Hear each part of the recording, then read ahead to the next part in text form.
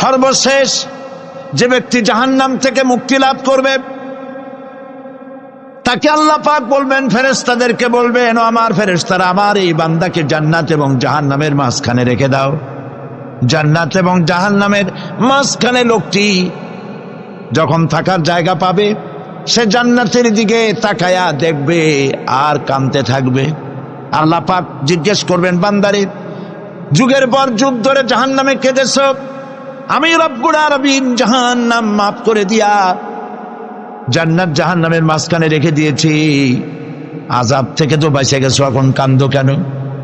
লোকটি বলবে, রব্বুল আলামিন কান্দি এই কারণে, জাহান্নাম থেকে মাফ করেছো, তোমার শুকরিয়া আদায় করি। জান্নাত তো আমার কপালে নাই, কিসমতে নাই, কিন্তু জান্নাত আমি এখান থেকে দেখতে পাচ্ছি, জান্নাতের সুঘ্রাণ আমার নাকে আসতেছে, কপালে নাই যাওয়ার। আমি কাঁদি এই জন্য, তুমি যদি মেহেরবানি করে আমাকে জান্নাতের দরজার কাছে একটু দাঁড় করায় দিতা, প্রাণ ভরে তোমার জান্নাতের দৃশ্যটা একটু দেখতাম। আল্লাহ পাক তার আরজু পূরণ করবেন, বলবেন যাও, ফেরেশতাদের বলবেন এর জান্নাতের দরজার কাছে দাঁড় করায় দাও। জান্নাতের দরজার কাছে দাঁড়িয়ে লোকটি আবার কান্না শুরু করবে। আল্লাহ পাক প্রশ্ন করবেন, এবার কান্দো কেন? লোকটি বলবে, রব্বুল আলামিন কান্দি এই কারণে, জান্নাতের এই দরজায় দাঁড়ায়া জান্নাতের অফুরন্ত নেয়ামত কিছুই ভালো করে দেখা যায় না, শুধু অল্প জায়গা দেখি।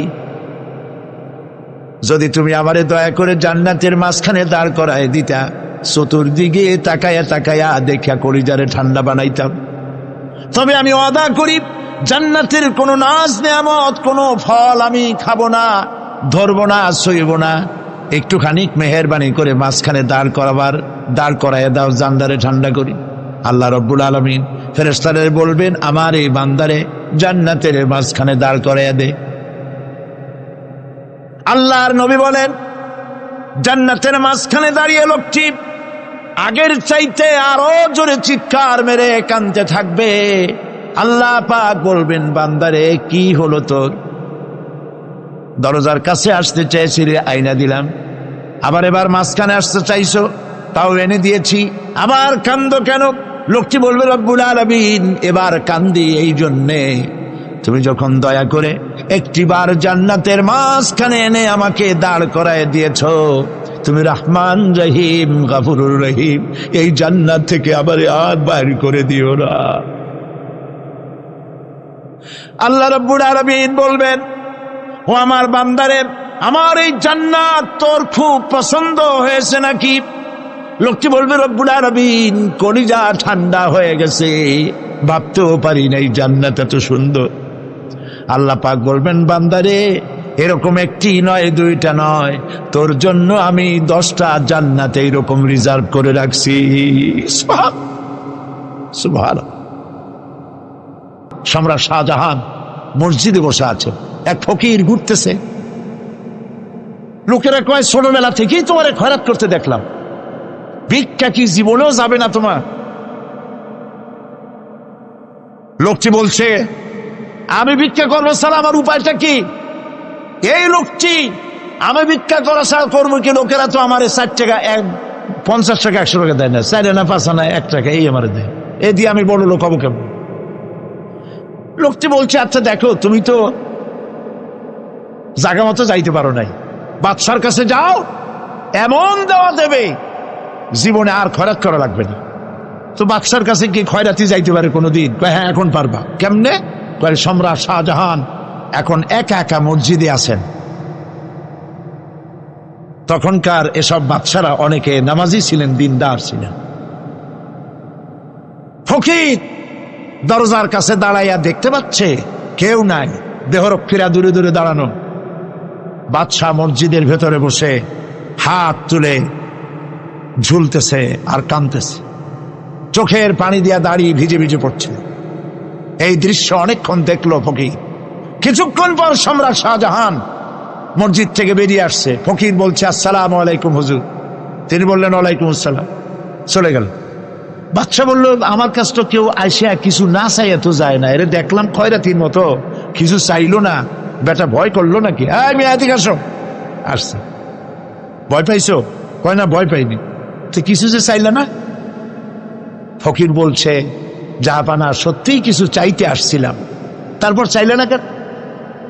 ফকির বলছে, জাহাপানা সারা জীবন ভিক্ষা করেছি, আর আজ দিল্লির সম্রাটের কাছে বেশি পাওয়ার লোভে এসেছি না, কিন্তু আপনার দশা দেখা আমার জ্ঞানের চোখ খুলে গেছে। আমি লক্ষ্য করে দেখলাম, আমি সম্রাটের কাছে চাইতে এসেছি, হাত তুলি নাই, বিনয় প্রকাশ করি নাই, চোখের পানি ফেলি নাই, কিন্তু লক্ষ্য করে দেখলাম দিল্লির সম্রাট আমার চাইতেও বড় ভিক্ষুকের মতো। আবার কোন সম্রাটের কাছে হাত তুলে কান্দে? আমার জ্ঞানের চোখ খুলে গিয়েছে, আমি বুঝতে পেরেছি সম্রাট কান্দে যেই সম্রাটের কাছে, তারে ছাড়া আর কারো কাছে জীবনে চাইব না। আল্লাহ পাককে ভয় করে পৃথিবীর সমস্ত পাপ থেকে যারা নিজেকে রক্ষা করবে, আল্লাহ তাদের জন্য এই জান্নাত রেখে দিয়েছেন। সুবহানাল্লাহ। সেই জান্নাতের রিসিপশন আপনারা আন্দাজ করতে পারবেন না। রিসিপশন কারে কয়? কি এর প্রধানমন্ত্রী আর প্রেসিডেন্ট, 4-5টা পুলিশ আর আর্মি আসে একটা ফট করে সেলুট মারলো, বাস শেষ হয়ে গেল, এরকম না। জান্নাতীদেরকে রিসিপশন দেওয়া হবে। জান্নাতীরা যখন আল্লাহর হুকুমে জান্নাতের দিকে যেতে লাগবে, আর যখন জান্নাতের কাছে চলে যাবে, আল্লাহ রাব্বুল আলামিন শোনায় দিচ্ছেন, হাত্তা ইযা জাউহা ফুতিহাত আবওয়াবুহা ওয়া ক্বালা লাহুম খাজানাতুহা সালামুন আলাইকুম তিবতুম ফাদখুলুহা খালিদিন। সুবহানাল্লাহ। জান্নাতীরা যখন জান্নাতে প্রবেশ করার দরজার মুখোমুখি হবে, দ্বার রক্ষীগণ তখন বলবে, সালামুন আলাইকুম, আল্লাহর শান্তি তোমাদের উপরে বর্ষিত হোক। সুবহানাল্লাহ। দুনিয়ার টাটকা টাটকা সুখগুলি 2 পা দিয়ে ঠেলে দিয়েছ, টাটকা সুখগুলি গ্রহণ করো নাই, হারাম খাও নাই, আল্লাহর দ্বীন কায়েমের জন্য রক্ত দিয়েছ, জীবন দিয়েছ, কষ্ট করেছ, আল্লাহকে ভয় করেছ। আমাদের সালাম গ্রহণ করো, জান্নাতের মধ্যে ঢুকে যাও চিরকালের জন্য। সুবহানাল্লাহ। আর বাইর হওয়া লাগবে না, চিরকাল এই জান্নাতের মধ্যে তোমরা বসবাস করতে পারবে, আল্লাহ রাব্বুল আলামিনের ফেরেশতারা বলে দিবে। জান্নাতের মধ্যে আল্লাহ পাক হুরদের সঙ্গে জান্নাতীদের বিয়ের ব্যবস্থা করে দিবেন। কোরআনে কারিমে আল্লাহ পাক বলেন, মুত্তাকিইনা আলা সুরুজিম মাসফুফাতিন ওয়া যাওয়াজনাহুম বিহুরিন ঈন। সামনাসামনি ভাবে সাজানো সারি সারি আসন সমূহের উপর তারা ঠেস লাগায় বসে থাকবে, আর আল্লাহ রাব্বুল আলামিন হুরদের সাথে জান্নাতীদের বিয়ের ব্যবস্থা করে দিবে। যেসব হুরের সঙ্গে বিয়ে হবে তাদের আল্লাহ পাক বিবরণ দিচ্ছেন কি রকম হবে তারা। লাম ইয়াতমিসহুন্না ইনসুন ওয়ালা জান। এর পূর্বে জিন এবং ইনসান এদেরকে কেউ স্পর্শ করে নাই। কি রকম তারা? কাআন্নাহুন্নাল ইয়াকুতু ওয়াল মারজান। যেমন ঝিনুকের ভিতরে মণিমুক্তা থাকে, এইভাবে আল্লাহ পাক তাদেরকে পবিত্র করে রেখে দিয়েছেন। আমার প্রিয় ভাইরা, আল্লাহ রাব্বুল আলামিন কোরআনে কারীমের ভিতরে বলেছেন, ফাবিআইয়ি আলা'i রাব্বিকুমা তুকাযযিবান। জান্নাত দান করে আল্লাহ পাক এবার জান্নাতীদেরকে সম্বোধন করে বলবেন, ইয়া ইবাদি লা খাউফুন আলাইকুমুল ইয়াওমা ওয়ালা আনতুম তাহজানুন। হে আমার বান্দারা, লা খাউফুন আলাইকুমুল ইয়াওম, আজ আর কোনো ভয় নাই। সুবহানাল্লাহ, সুবহানাল্লাহ। আজ আর কোনো ভয় নাই, কোনো চিন্তাও নাই, আরামে এই জান্নাতের মধ্যে বসবাস করো। এরপরে আল্লাহ পাক জিজ্ঞেস করবেন, ও আমার জান্নাতীরা, আমি যেসব ওয়াদা করছিলাম আমার ওয়াদা মোতাবেক সমস্ত নিয়ামত পেয়েছো? তারা বলবে হ্যাঁ পেয়েছি, সব নিয়ামত আপনার ওয়াদা মোতাবেক সব পেয়েছি। আল্লাহ রাব্বুল আলামিন বলবেন সব পাও নাই, ওয়ালাদাইনা মাজিদ, আমার কাছে আরো বেশি আছে। সুবহানাল্লাহ, আমার কাছে আরো বেশি আছে। জান্নাতীরা বুঝবে না সে আরো বেশিটা কি, এর থেকে আর বেশি কি। প্রিয় ভাই সব, নবী করিম সাল্লাল্লাহু আলাইহি সাল্লাম বলেছেন জান্নাতের সুখ আর শান্তি কোন চোখ নাই যা দেখেছে, যা কোন অন্তঃকরণ নাই যা কল্পনা করতে পেরেছে। এই জান্নাত মুত্তাকিদের জন্য আল্লাহ রাখছেন। সুবহানাল্লাহ, জান্নাতীরা ভাবতেও পারবে না সেই নিয়ামতগুলি কি। প্রিয় ভাই সব, সেই মুহূর্তে আল্লাহর নবী মুহাম্মদ রাসূলুল্লাহ সাল্লাল্লাহু আলাইহি ওয়াসাল্লাম বলবেন রব্বুল আলামিন আমার উম্মতেরা জান্নাতীরা বুঝতে পারে নাই আপনার কাছে কি নিয়ামত আরো বেশি আছে। আমার এই উম্মতেরা জান্নাতীরা আপনার ওয়াদা মোতাবেক সব পেয়েছে, কিন্তু একটি জিনিস এখনো তাদের কিসমতে হয় নাই। সে জিনিসটা হলো যারা তার রবকে না দেখে শুধু কোরআন আর হাদিসের কথা শুনে আরবের ঘুম হারাম করে তাহাজ্জুদের নামাজ আদায় করেছিল, চোখের পানি ফেলেছিল, যারা জান্নাত দেখে নাই, জাহান্নাম দেখে নাই, আপনাকে ভয় করে যারা জীবন পরিচালনা করেছিল, যারা আপনাকে দেখে নাই, না দেখে শুধু কোরআন হাদিস বিশ্বাস করে যারা অকাতরে নিজেদের জীবন বিলায় দিয়েছিল, এই জান্নাতীরা এখন পর্যন্ত তার রবকে দেখতে পারে নাই।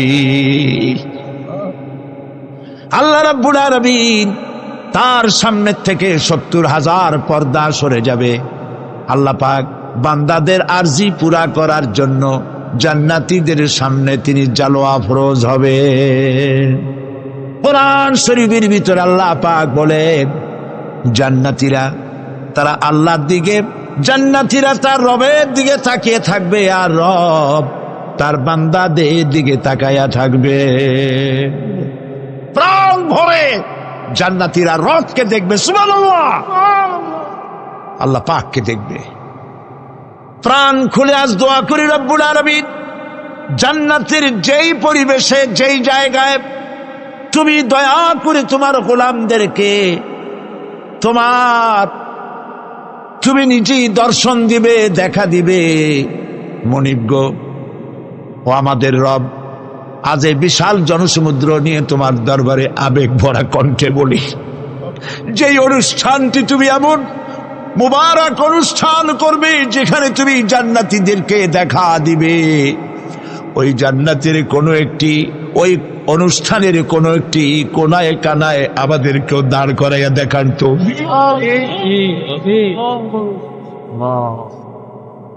প্রিয় ভাই সব, আল্লাহ রাব্বুল আলামিন মানুষের সামনে এত সব নিয়ামত রেখেছেন, এই জান্নাত দান করবেন। এরপরে আল্লাহ রাব্বুল আলামিন কোরআনে কারীমের মধ্যে বলেছেন রব্বিস সামাওয়াতি ওয়াল আরদি ওয়া মা বাইনাহুমার রাহমানি লা ইয়ামলিকুনা মিনহু খিতাবা। এসব পুরস্কার রয়েছে তোমাদের সেই রবের পক্ষ থেকে যিনি আকাশ আর জমিনের মালিক। সুবহানাল্লাহ বলবেন না? যার সামনে কথা বলার ক্ষমতা কারো হবে না। এটি একটি মারাত্মক কথা। কিয়ামতের দিন আল্লাহর দরবারে কেউ কথা বলতে পারবে না আল্লাহর নির্দেশ ছাড়া। একটি আকীদা পরিষ্কার করে নিয়ে যান আপনাদের, সে আকীদাটা এভাবে পরিষ্কার করুন, কোন পীর সাহেব, কোন খাজা বাবা, কোন মাওলানা, কোন মুহাদ্দিস, কোন বুজুর্গ আপনাকে সুপারিশ করতে পারবে না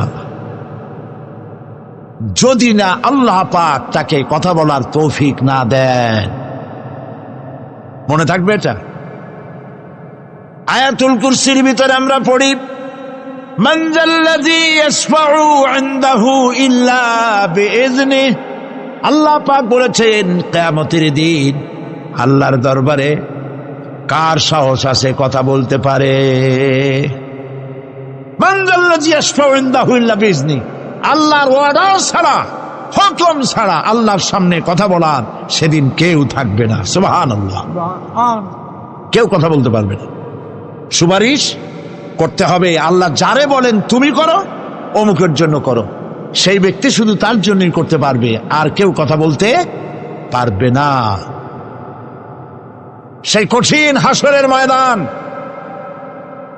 যেদিন শুধুমাত্র আল্লাহ পাক কথা বলবেন, আর যারে বলতে বলবেন সেই কেবলমাত্র বলতে পারবে। সুপারিশ এটি আল্লাহ পাক কিয়ামতে পারমিশন দিলে বলা যাবে। হযরত ইব্রাহিম আলাইহিস সালাম কিয়ামতের দিন তার নিজের পিতা সম্পর্কে সুপারিশ করবেন। রব্বুল আলামিন, আমার আব্বার জন্য সুপারিশ করতেছি, মেহেরবানি করে জাহান্নাম থেকে তারে আপনি রক্ষা করুন।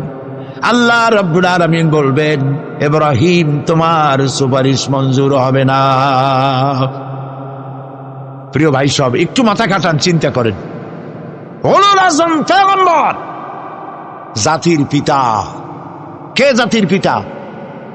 চিল্লায় বলুন, কলিজা সাফ করে ফেলুন। মুসলমানদের জাতির পিতা হাফিজ আমি কেউ হতে পারে না।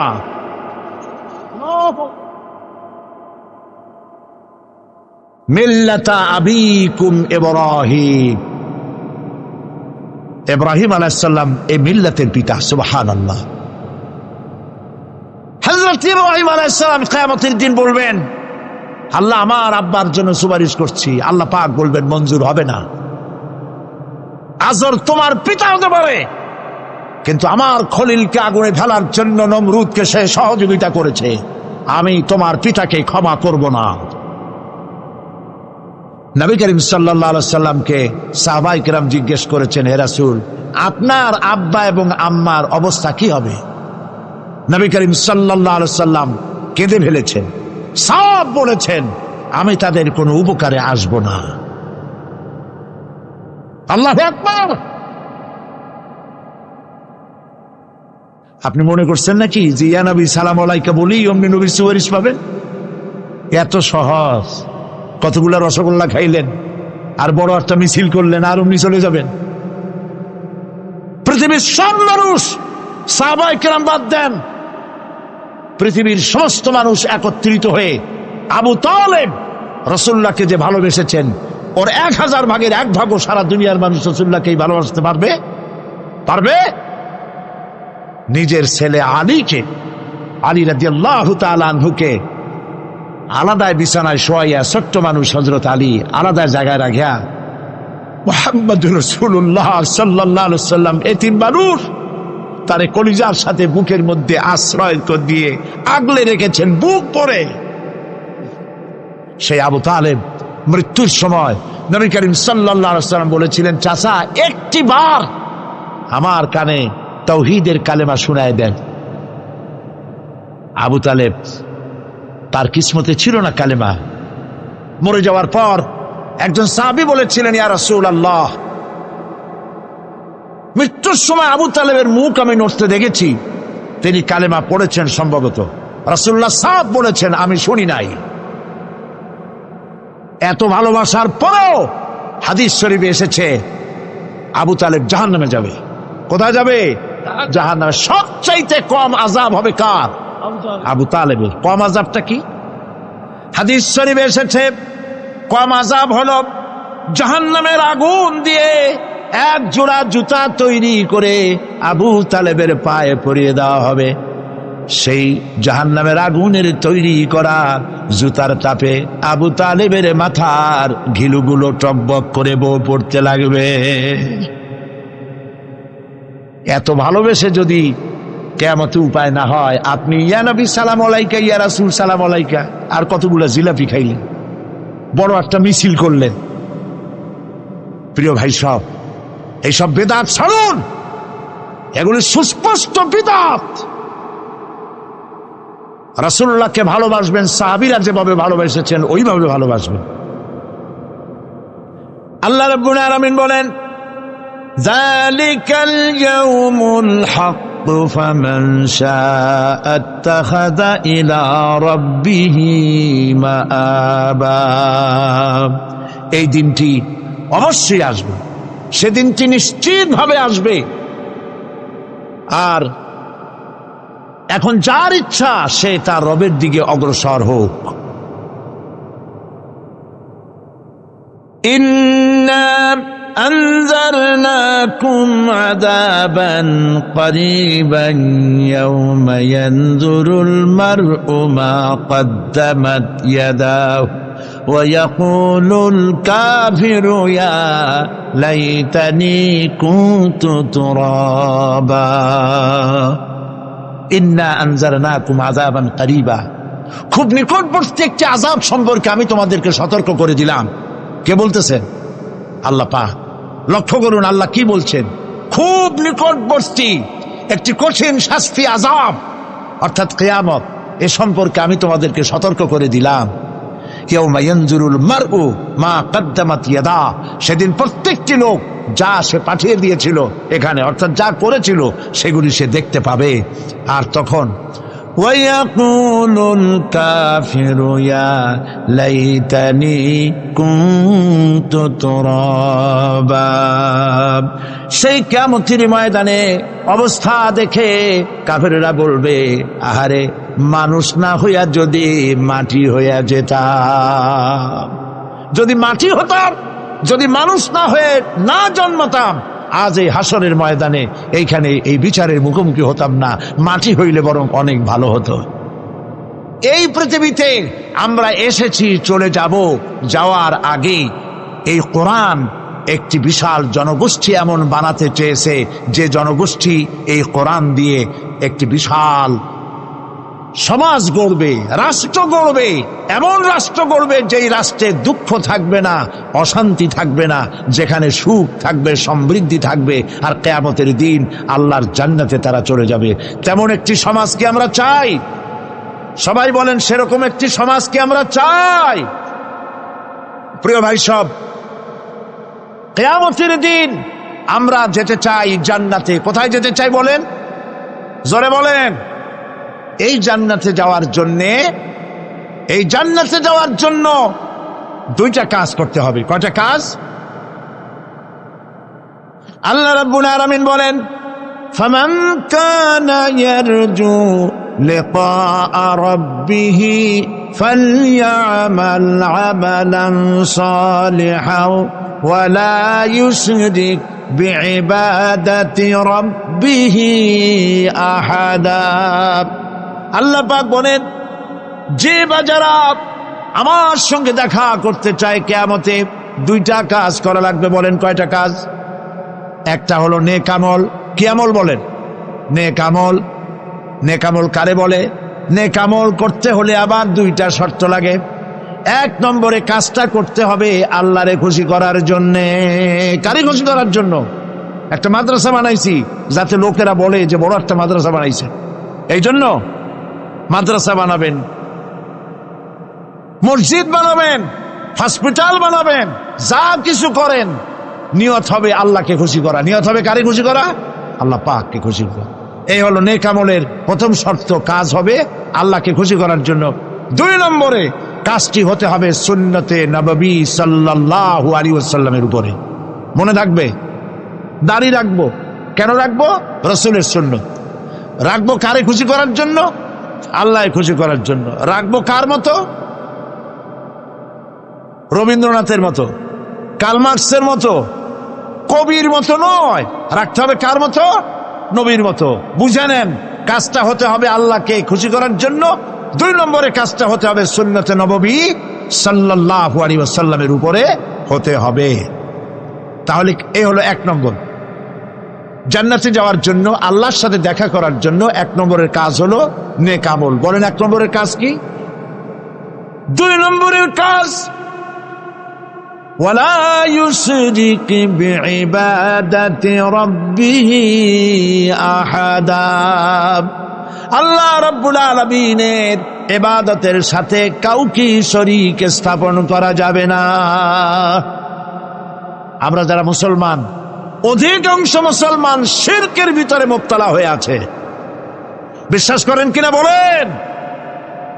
কাফেরেরা তো মুশরিক আছেই, ওরা তো মুশরিক আছেই, কিন্তু আমরা মুসলমানেরা আমাদের আমলের মধ্যে আমাদের অজান্তে সবের নিয়তে অনেক শিরক আমরা করে বসি।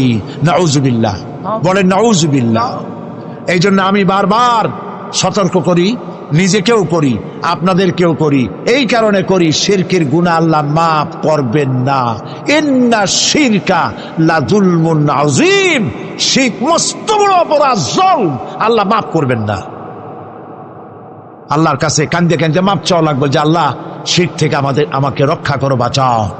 অনেক গোপন শিরক আছে। মাজারে যান, পীর সাহেবের কাছে যান, মনে যদি নিয়ত থাকে উনি ফু দিলে আমি ভালো হবই, উনি তাবিজ দিলে আমার বাচ্চা হবেই, উনি আমারে দয়া করলেই আমার ব্যবসায় উন্নতি হবেই, এইটার নাম শিরক। এটার নাম কি? ওয়াইজা সাআলতা ফাসআলিল্লাহ ওয়াইজা ইসতাআনতা ফাসতাইন বিল্লাহ। যা বলার আল্লাহরে বলো, আর যা চাওয়ার কার কাছে চাও? চিল্লায় বলেন। কলিজাটাকে পরিষ্কার করে দেন আজকের মাহফিলে। এই কলিজায় কারো প্রতি কোনো ভয় রাখবো না আল্লাহ ছাড়া। ভয় করবো কারে বলেন? মোহব্বত আল্লাহ ছাড়া, এত বেশি মোহব্বত আর কাউকে করবো না। আল্লাহ তাআলা আমাদের কলিজায় তোমার ভয় এবং মোহব্বত দিয়ে ভরে দাও, রাসূলের মোহব্বত দিয়ে আমাদের দিলকে ভরে দাও। বিশ্বাস করুন ভাই সাহেব, কোরআন শরীফ আমার সামনে, বিশ্বাস করুন, দেশি পীর বিদেশি পীর, খাজা বাবা দেশি এবং বিদেশি, কেউ আপনার ভাগ্য বদলাই দিতে পারবে না। এই পিছনে দৌড়ায় দৌড়ায় কোনো লাভ নয়। এতক্ষণ মসজিদের ভেতরে বসে আল্লাহর কাছে কাঁদেন। ওয়াকাল রাব্বুকুম উদউনি আস্তাজিব লাকুম। তোমার রব বলেছে আমারে ডাকো, আমি ডাকের সাড়া দিয়ে দেব। সুবহানাল্লাহ। আর আল্লাহ বলেছেন আমার ইবাদতের সাথে কাউকে শরীক করবে না। খবরদার। আলাইসাল্লাহু বিকাফিন আবদা। আল্লাহ প্রশ্ন করছেন, আলাইসাল্লাহু বিকাফিন আবদা, আমি কি আমার বান্দার জন্য যথেষ্ট নই? চিল্লায় বলুন অবশ্যই যথেষ্ট। আবার বলেন অবশ্যই যথেষ্ট। কলিজা সাফ করে ফেলেন। সম্রাট শাহজাহান, দিল্লির সম্রাট, হাবিজাবি সম্রাট না, দিল্লির সম্রাট। এখন কোথায়? কবরের। কবি বলতেছেন, শাহনে জাহাं को जिन्हें फक्र से देते थे बाज, शाहने जहां को जिन्हें फक्र से देते थे बाज, वाज कब्र में है सूरह अलहम्दु की मोहताज। সারা ভারতবর্ষ যারা ট্যাক্স দিয়ে নিজেকে সৌভাগ্যবান বলে মনে করত, সে আজ কবরের মধ্যে ভিক্ষুকের মতো সূরা আলহামদুর মতো একটি সূরার মুহতাজ হয়ে ভিক্ষুকের মতো শুয়ে আছে। সম্রাট শাহজাহান মসজিদে বসে আছে, এক ফকির ঘুরতেছে। লোকেরা কয় ছোটবেলা থেকেই তোমার খয়রাত করতে দেখলাম, ভিক্ষা কি জীবনেও যাবে না তোমার? লোকটি বলছে, আমি ভিক্ষা করবো স্যার, আমার উপায়টা কি? এই লোকটি, আমি ভিক্ষা করা ছাড়া করবো কি? লোকেরা তো আমার 60 টাকা 50 টাকা 100 টাকা দেয় না, 4 আনা 5 আনা 1 টাকা এই আমার দেয়, এ দিয়ে আমি বড় লোক হবো কেমন? লোকটি বলছে, আচ্ছা দেখো, তুমি তো জায়গা মতো যাইতে পারো নাই, বাদশার কাছে যাও, এমন দেওয়া দেবে জীবনে আর খয়রাত করা লাগবে না। তো বাদশার কাছে কি খয়রাতি যাইতে পারে কোনোদিন? কয় হ্যাঁ, এখন পারবা। কেমনে? কয় সম্রাট শাহজাহান এখন একা একা মসজিদে আছেন। তখনকার এসব বাদশারা অনেকে নামাজি ছিলেন, দিনদার ছিলেন। ফকির দরজার কাছে দাঁড়াইয়া দেখতে পাচ্ছে কেউ নাই, দেহরক্ষীরা দূরে দূরে দাঁড়ানো। বাদশাহ মসজিদের ভেতরে বসে হাত তুলে ঝুলতেছে আর কাঁদতেছে, চোখের পানি দিয়া দাঁড়িয়ে ভিজে ভিজে পড়ছে। এই দৃশ্য অনেকক্ষণ দেখলো ফকির। কিছুক্ষণ পর সম্রাট শাহজাহান মসজিদ থেকে বেরিয়ে আসছে। ফকির বলছে, আসসালামু আলাইকুম হুজুর। তিনি বললেন, ওয়ালাইকুম আসসালাম, চলে গেল। বাদশা বলল, আমার কাছ তো কেউ আইসা কিছু না চাইয়া তো যায় না, এরে দেখলাম খয়রাতির মতো কিছু চাইলো না, বেটা ভয় করলো নাকি? আমি এদিকে আসো। আসছে। ভয় পাইছো? কয় না, ভয় পাইনি। তো কিছু যে চাইলে না? ফকির বলছে, জাহাপানা সত্যিই কিছু চাইতে আসছিলাম, তারপর চাইলে না কেন? ফকির বলছে, জাহাপানা সারা জীবন ভিক্ষা করেছি, আর আজ দিল্লির সম্রাটের কাছে বেশি পাওয়ার লোভে এসেছি না, কিন্তু আপনার দশা দেখা আমার জ্ঞানের চোখ খুলে গেছে। আমি লক্ষ্য করে দেখলাম, আমি সম্রাটের কাছে চাইতে এসেছি, হাত তুলি নাই, বিনয় প্রকাশ করি নাই, চোখের পানি ফেলি নাই, কিন্তু লক্ষ্য করে দেখলাম দিল্লির সম্রাট আমার চাইতেও বড় ভিক্ষুকের মতো। আবার কোন সম্রাটের কাছে হাত তুলে কান্দে? আমার জ্ঞানের চোখ খুলে গিয়েছে, আমি বুঝতে পেরেছি সম্রাট কান্দে যেই সম্রাটের কাছে, তারে ছাড়া আর কারো কাছে জীবনে চাইব না। অন্য আয়াতে বলা হয়েছে, আল্লাহুল্লাযী খালাকাস সামাওয়াতি ওয়াল আরদা ওয়া আনজালা মিনাস সামাই মাআন ফাখরাজা বিহি মিনাস সামারাতি রিজকান লাকুম ওয়া সাখখারা লাকুমুল ফুলকা লিতাজরি ফিল বাহরি বিআমরিহি ওয়া সাখখারা লাকুমুল আনহার। আল্লাহ রাব্বুল আলামিন তিনি আকাশ সৃষ্টি করেছেন, জমিনকে সৃষ্টি করেছেন, এবং আকাশ থেকে পানি বর্ষণ করেছেন, তা দিয়ে ফসল উৎপাদন করেছেন। এই ফসলের পিছনে আল্লাহ পাকের কি বিরাট রহমত কাজ করতেছেন আপনি লক্ষ্য করেন। কাদার ভিতরে, কর্দমাক্ত জমিনের ভেতরে আপনি বীজ বপন করেছেন, কর্দমাক্ত জমিনের ভেতরে বীজ বপন করে বাড়ি গিয়ে আপনি ঘুমিয়ে আছেন। আল্লাহ পাকের রহমত, তার কুদরত, ওই বীজ থেকে পাতা উদ্গত করে দিয়েছেন, শিকড় মাটির ভেতরে চলে গিয়েছে, পাতাগুলি নরম, সবে পাতাগুলি গজিয়েছে, সূর্যের তাপে পাতা মুষড়ে পড়ে গিয়েছে। বিকেল বেলায় সারাদিন সূর্যের প্রখর তাপ লেগেছে। মানুষকে খাওয়াবার জন্য আল্লাহ রাব্বুল আলামিনের কি বিরাট রহমত কাজ করতেছে লক্ষ্য করুন। রাতের বেলায় আল্লাহ পাক শিশির বিন্দু নাজিল করে দেন, কণা কণা শিশির বিন্দু ওই মুষড়ে যাওয়া পাতার উপরে পড়ে গিয়ে সারা রাত এভাবে সুন্দর ঠান্ডা বাতাস আর শিশির বিন্দু যত্ন করে করে মুষড়ে যাওয়া পাতাটিকে সকালবেলা পর্যন্ত তরতাজা, সজীব আর প্রাণবন্ত করে দেন। এরপরে গাছ বড় হলো, তার ভিতরে রব্বুল আলামিন ধান দিলেন, গম দিলেন, এভাবে করে যত্ন করে তার শুরু থেকে শেষ পর্যন্ত প্রত্যেকটি গাছকে খাদ্য ব্যবস্থাকে আল্লাহ রব্বুল আলামিন নিজ যত্নে, নিজ কুদরতে, আপন রহমতে সবগুলিকে লালন পালন করে মানুষের হাতে তুলে দিলেন। মানুষকে আল্লাহ পাক সর্বশ্রেষ্ঠ মর্যাদা দান করেছেন, যার কারণে আল্লাহ পাক বলেছেন, ওয়ালাকাদ কাররামনা বানি আদম, আদম সন্তানকে আমি সম্মান দিয়েছি, মর্যাদা দিয়েছি।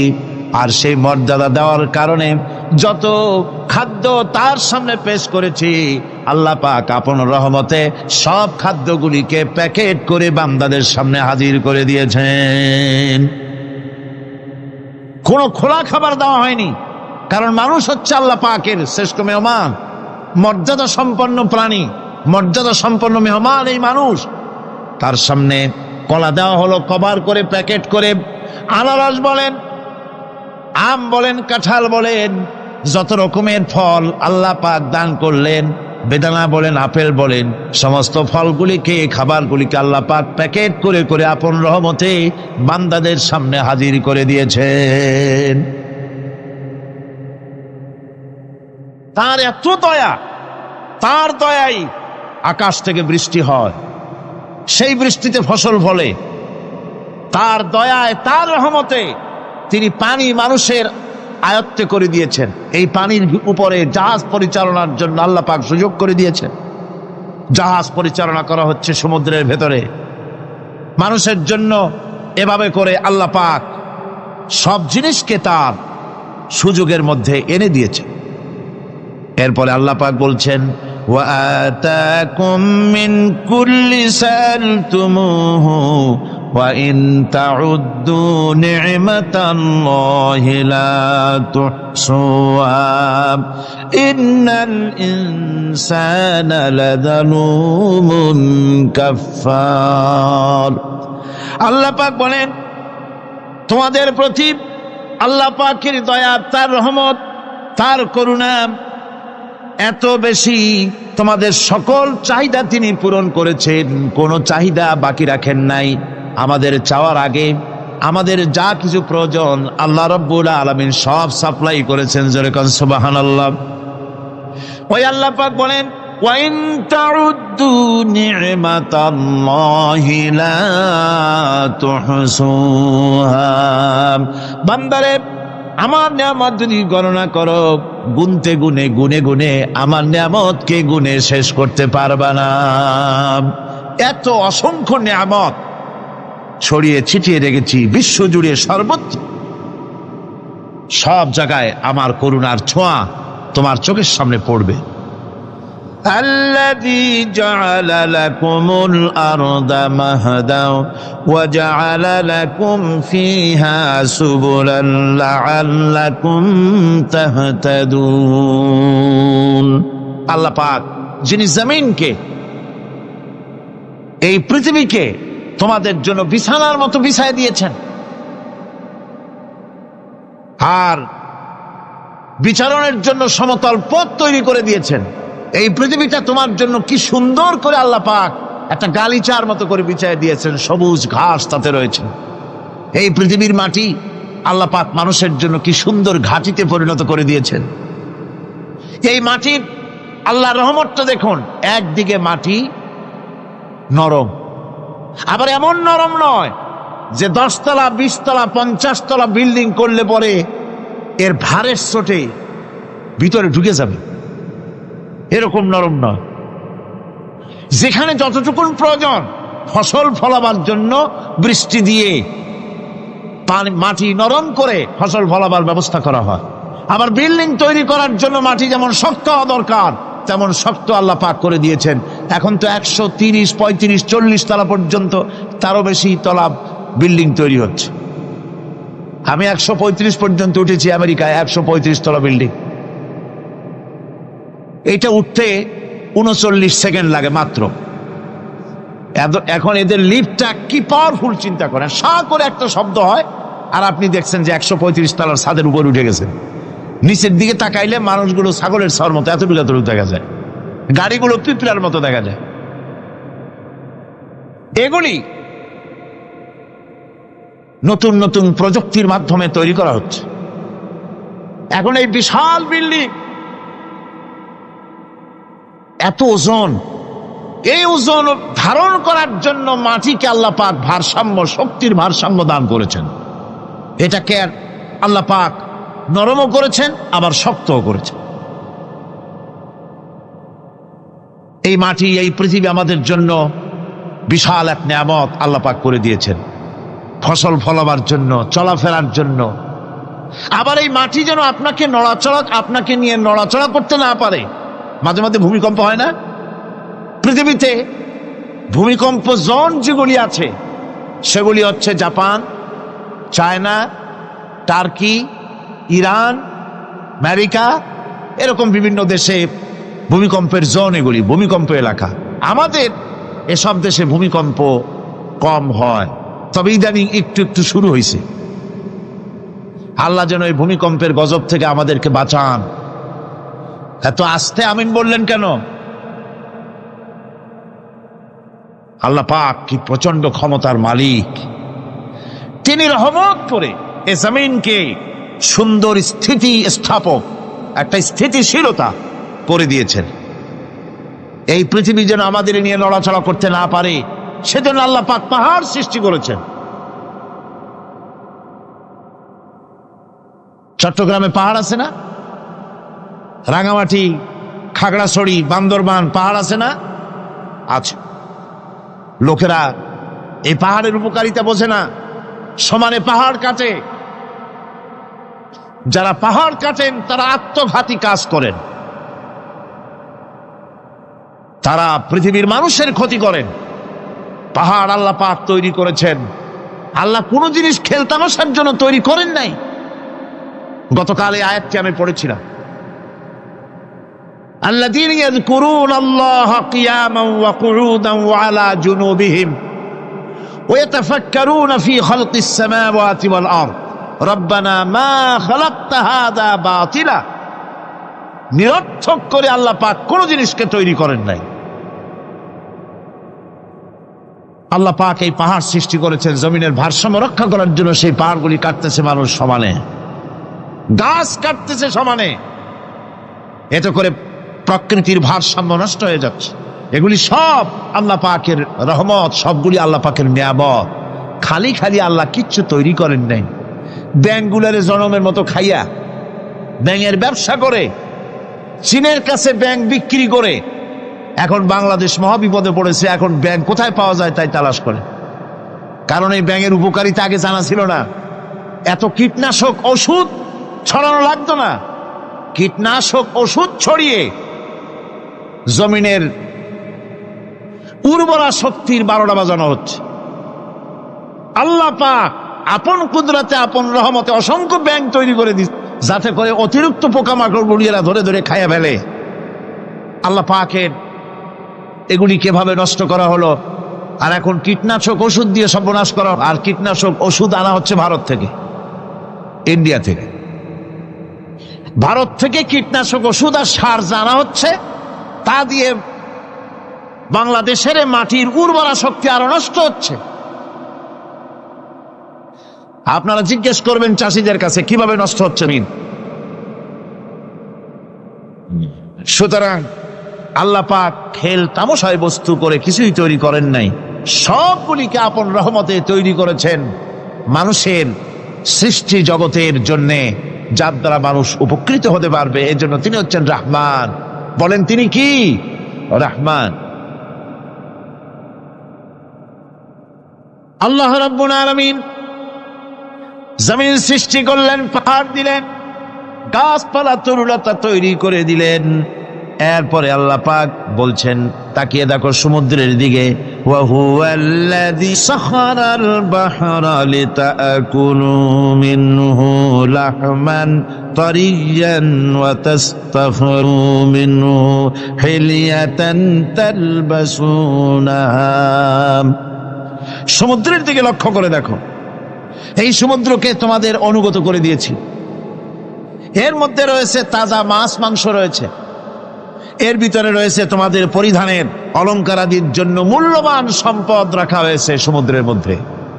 বিজ্ঞানীরা বলেছেন পৃথিবীর উপরিভাগে যা আছে মাটির তলায় তার থেকে অনেক বেশি বেশি মূল্যবান জিনিস আছে। আছে না মাটির তলায় মূল্যবান জিনিস? কি আছে? কি আছে? খনিজ দ্রব্য আছে, সোনা আছে, লোহা আছে, তেল আছে। তেল যে শুধু সৌদি আরবে, কুয়েতে আর কাতারে, বাংলাদেশে তেল নাই, এটা ঠিক না। আমাদের দেশে তেল আছে। আল্লাহ তেল আমাদের দেশে দিয়েছেন, তবে অতটা না হলেও কিছুটা তো দিয়েছেন। আমাদের দেশে চা আছে, পাট আছে, আমার দেশেও তেল আছে। মাঝে মধ্যে তেলের কুয়া সিলেটের হরিপুর থেকে, বাখরাবাদ থেকে, ভোলা থেকে, বিভিন্ন জায়গা থেকে তেলের কুয়া বের করে দেখানো হয়। তেল আছে। যারা ক্ষমতাসীন, যারা সরকার, যারা দেশ চালাও, যদি আমারে সেজদা দাও, যদি নামাজি হও, কোরআনের সাথে বিরোধিতা যদি না করো, যদি কোরআন সুন্নাহর শাসন প্রতিষ্ঠা করো, এ ধরনের অসংখ্য তেল বের করে দেব। কিন্তু বারবার উমরা করে, হাতে তসবিহ ধারণ করে, মাথায় পট্টি বেঁধে যদি ইসলামের সাথে নাফরমানি করা হয়, তোমাদের তেল আল্লাহ পাক বের করে ছাড়বেন। আল্লাহ পাক বাহানা পছন্দ করেন না। এই জমিনে ফসল আছে, অসংখ্য ফসল আল্লাহ পাক দিয়েছেন, অসংখ্য খনিজ পদার্থ আল্লাহ পাক দান করেছেন। সেই খনিজ পদার্থগুলি আল্লাহ পাক, খনিজ দ্রব্যগুলি আল্লাহ পাক দিবেন মুমিনদের হাতে। কাদের হাতে দিবেন? আল্লাহ পাক বলেছেন, ওয়ালাউ আন্না আহলাল কুরা আমানু ওয়াত্তাকাউ লাফাতাহনা আলাইহিম বারাকাতিম মিনাস সামাই ওয়াল আরদ। দেশের লোকেরা, জনপদের লোকেরা যদি আমার উপর ঈমান আনে আর আমার কি ভয় করার নীতি যদি অবলম্বন করে চলে, তাহলে ওই দেশের মানুষের জন্য আকাশ আর জমিনের সব বরকতের দরজা আমি আল্লাহ খুলে দেব। নিয়ামতের অভাব নাই, যথেষ্ট নিয়ামত আল্লাহ পাকের আছে। তাহলে বললাম, এই পৃথিবীর উপরিভাগে যত নিয়ামত আছে, পৃথিবীর ভেতরে এর থেকে কম নাই। কত ভিতরে? এই ভিতরে যাওয়ার জন্য একবার একটা চেষ্টা হলো। আমেরিকার ওকলাহামা সিটি, এটি একটি স্টেট। এই স্টেটের পাশে একটা জায়গা বেছে নেওয়া হলো, যে পৃথিবী, তাদের ধারণা ছিল যে মাটি খুঁড়তে খুঁড়তে এর পৃথিবীর অপর পৃষ্ঠে যাওয়ার জন্য একটা আন্ডারগ্রাউন্ড রাস্তা করা যায় নাকি। ছোটবেলায় পড়ছিলাম এক ভূগোলে একটা বইতে, যে কেউ যদি আমাদের দেশ থেকে, এখান থেকে মাটি খোঁড়া আরম্ভ করে, তাহলে মাটি খুঁড়তে খুঁড়তে একদিন না একদিন আমেরিকায় পৌঁছে যাবে।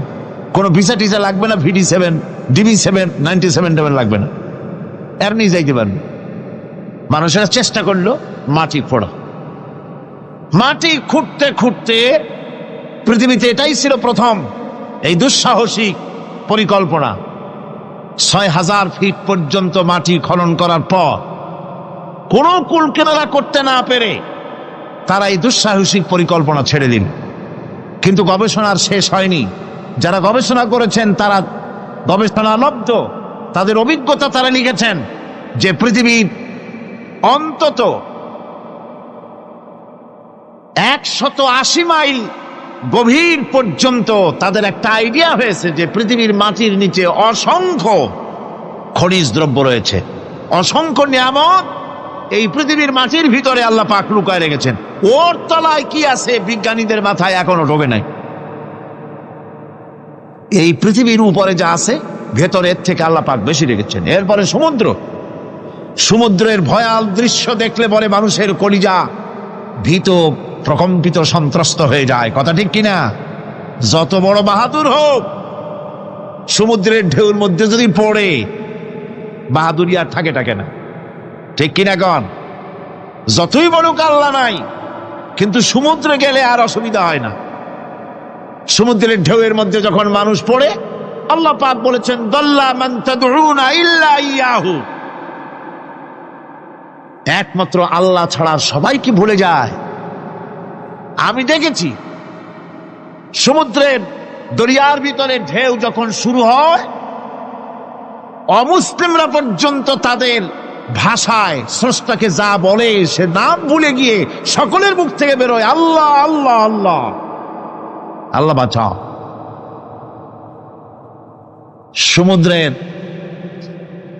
সমুদ্র বিরাট রহস্য, একটি বিরাট রহস্য। বারমুদা ট্রায়াঙ্গলের কথা আপনারা শুনেছেন। বারমুদা ট্রায়াঙ্গলটা কি, এটা এখনো বিজ্ঞানের কাছে স্পষ্ট হয়নি। বারমুদা ট্রায়াঙ্গলের যে এরিয়া আছে, প্রশান্ত মহাসাগর এবং আটলান্টিক মহাসাগরের মোহনায়, এইখান থেকে যখন কোনো প্লেন যায় অথবা কোনো জাহাজের রেঞ্জে আসে, প্লেন হারিয়ে যায়, জাহাজ হারিয়ে যায়, কোথায় যায় কেউ হদিস করতে পারে না। এই সমুদ্র, মহাসমুদ্রের ভিতরে আল্লাহ রাব্বুল আলামিন অসংখ্য রহস্য রেখে দিয়েছেন, যা বিজ্ঞানীরা উদ্ঘাটন করতে পারেনি। এই মহাসমুদ্রের ভিতরে রয়েছে ম্যাগনেটিক পাহাড় পানির তলায়। যদি রাডারে ধরা না পড়ে জাহাজে, তাহলে এর রেঞ্জের ভিতরে আসলে এমন আকর্ষণে টেনে নেবে, পাহাড়ের সাথে লেগে, টপ করে লেগে জাহাজ চানাচুর হয়ে যাবে। এই মহাসমুদ্রের ভেতরে আল্লাহ পাক মাছ রেখেছেন, অসংখ্য মাছ রয়েছে, অসংখ্য ধরনের প্রাণী রয়েছে। আর তিনি এমন রহমান, প্রত্যেকটি প্রাণীর আবার আত্মরক্ষার জন্য হাতিয়ার তার সাথে সাথে দিয়ে দিয়েছেন। এক প্রকারের মাছ আমি নিজে দেখেছি সি ওয়ার্ল্ডে গিয়ে, এক প্রকারের মাছ আছে, সে যদি আক্রান্ত হয় তাহলে তার পেছনের দরজা থেকে এক প্রকারের লাভা, এক প্রকারের আটা জাতীয় জিনিস ছেড়ে দেয়। ওইটা পানি তড়িৎ গতিতে, আর পানি আশেপাশে পানিগুলি ইলেকট্রিফাইড হয়ে যায়। যে তাকে আক্রমণ করতে আসছে ইলেকট্রিক শক খেয়ে পালানো ছাড়ার পথ থাকে না। আবার আরেক প্রাণী, আরেক প্রকারের মৎস্য আছে যেগুলি আক্রান্ত হলে পরে সে তখন তার মুখ থেকে ব্লু রঙের, গাঢ় কালো রঙের এক প্রকারের কতগুলি লালা বের করে দেয়, তার আশেপাশে একদম কালো অন্ধকার হয়ে যায়, তারা আর কেউ দেখতে পারে না। এভাবে করে প্রত্যেককেই আত্মরক্ষার জন্য আল্লাহ পাক হাতিয়ার দিয়ে দিয়েছেন। সুবহানাল্লাহ বিহামদিহি। সেই সমুদ্রের ভেতরে এই ধরনের মৎস্যরাজি, বিরাট বিরাট প্রকাণ্ড প্রকাণ্ড প্রাণী আল্লাহ পাক সেখানে রেখেছেন। এরপরে এই সমুদ্রের মধ্যে রয়েছে মণিমুক্তা। আল্লাহ পাক বলছেন তোমরা পোশাক তৈরি করবে, তোমাদের স্ত্রীদের জন্য অলংকার আদি তৈরি করবে, সেজন্য ওর ভিতরে মণিমুক্তা মহামূল্যবান জিনিস এই সমুদ্রের ভেতরে আমি দিয়ে রেখেছি। আপন কুদরতে, আপন মেহেরবানিতে, কেউ আমার কাছে চায় নাই, আমি নিজের থেকে তোমাদের সমস্ত প্রয়োজন মিটিয়েছি, যা লাগবে সব জোগাড় করে দিয়েছি। এখন দেখুন আল্লাহ রাব্বুল আলামিন তার রহমতের নমুনা প্রাণী জগতের দিকে লক্ষ্য করে দেখেন। আল্লাহ রাব্বুল আলামিন সমস্ত প্রাণী জগৎ, দুনিয়ায় মানুষ বাদে যত প্রাণী আছে সমস্ত প্রাণীর দিকে তাকান। মানুষের কথা তো গতকাল বলেছি। সমস্ত প্রাণীগুলিকে আল্লাহ রাব্বুল আলামিন তাদের সাথে তাদের সমস্ত জিনিস দিয়ে দিয়েছেন। এর মধ্যে কোনোটাকে আল্লাহ পাক বোঝা বহন করার জন্য কোনো প্রাণীকে তৈরি করেছেন, আবার মানুষের জন্য, জিহাদের জন্য, যুদ্ধ করার জন্য কোনো প্রাণী তৈরি করেছেন, চাষাবাদ করার জন্য প্রাণী তৈরি করে দিয়েছেন। কোরআন বলছে ওয়াল আনআমা খালাকাহা লাকুম ফিহা দিফউন ওয়া মানাফিউ ওয়া মিনহা তাআকুলুন। তিনি বিভিন্ন ধরনের জীব পয়দা করেছেন, যার থেকে তোমাদের শীতের পোশাক এবং অন্যান্য কল্যাণকর কাজ যেন তোমরা করতে পারো, সেজন্য পশুর গায়ে যে পশম দেওয়া হয়েছে এতে পশুরও কাজ হয়। আবার এই পশমগুলি গ্রীষ্মকালে কেটে নিয়ে তাই দিয়ে মানুষের শীতবস্ত্র তৈরি করা হচ্ছে। আপনার গায়ের, আপনার গলার মাফলার, আপনার সোয়েটার, আপনার চাদর, আপনার কম্বল, এগুলি আল্লাহ পাক তৈরি করার জন্য দুনিয়ার যত প্রাণী তৈরি করেছেন, প্রাণীগুলির গায়ে, চতুষ্পদ জন্তুর গায়ে পশম দিয়ে, সেগুলি দিয়ে এগুলি তৈরি করার ব্যবস্থা করেছেন। আবার আল্লাহ রাব্বুল আলামিন বলেন ওয়ালাকুম ফিহা জামালুন হিনা তুরিহুনা ওয়া হিনা তাসরাহুন। যখন সেগুলি মাঠে সকালবেলায় চড়তে নামে, আবার বিকেল বেলায় যখন পালবদ্ধ হয়ে বিকেল বেলায় যখন ঘরে ফেরে, তখন দেখার এক সৌন্দর্য এমন হয় যা সত্যি উপভোগ্য। লক্ষ্য করে দেখবেন, এগুলি শহরে কম দেখা যায়, গ্রাম্য অঞ্চলে মাঝে মধ্যে যাবেন, গ্রামের লোকই আপনারা অধিকাংশ এখানে আছেন, আপনারা দেখবেন সকালবেলায় যখন পালে পালে গরু, ছাগল, মহিষ ইত্যাদি যেতে থাকে, সকালবেলায় সূর্য যখন উঠে সেই সময় যখন এগুলি যেতে থাকে, তখন তার দেখার একটা দৃশ্য দারুণ লাগে। আবার যখন সন্ধ্যাবেলায় গোধূলি লগ্নে যখন সূর্য লাল হয়ে পশ্চিম দিগন্তে অস্তমিত হতে যায়, তখন শত শত গরু, ভেড়া, ছাগল পাল ধরে মাঠের মধ্য দিয়ে যখন বাড়ির দিকে রওনা করে, আল্লাহ পাক বলেন এই দৃশ্য অত্যন্ত উপভোগ্য। যারা সত্যি এগুলি দেখে, উপভোগ করে, তারা বুঝতে পারে যে আল্লাহ পাকের নিয়ামত সব দিকেই আল্লাহ পাক এভাবে ছড়িয়ে রেখেছে। এভাবে করে ওয়াতাহমিলু আসকালাকুম ইলা বালাদিন লাম তাকুনু বালিগিহিম ইল্লা বিশাক্কিল আনফুস। আল্লাহ পাক বলেন এভাবে করে আমি জন্তু, জীব তৈরি করেছি যারা তোমাদের বোঝাগুলি এক শহর থেকে আর এক শহরে, এক গ্রাম থেকে আর এক গ্রামে বোঝাগুলি বহন করে নিয়ে যায়। এভাবে যদি আমি যদি চতুষ্পদ জন্তু তৈরি না করতাম, তোমরা নিজেরা ঘাড়ে করে পিঠে করে এ বোঝাগুলি বহন করা বড়ই কষ্টসাধ্য হয়ে যেত। উটের পিঠে করে, গাধার পিঠে করে, গরুর গাড়ি বানায়া, হাতির পিঠে করে, কত বিরাট বিরাট বোঝা, টনকে টন বোঝা এভাবে পশু দিয়ে টেনে নেওয়া হয়। আল্লাহ পাক বলছেন এগুলি আমার রহমত। এরপরে এই পশুর ভিতরে হালাল গোশত তৈরি করে তোমার খাবারের ব্যবস্থা করেছি।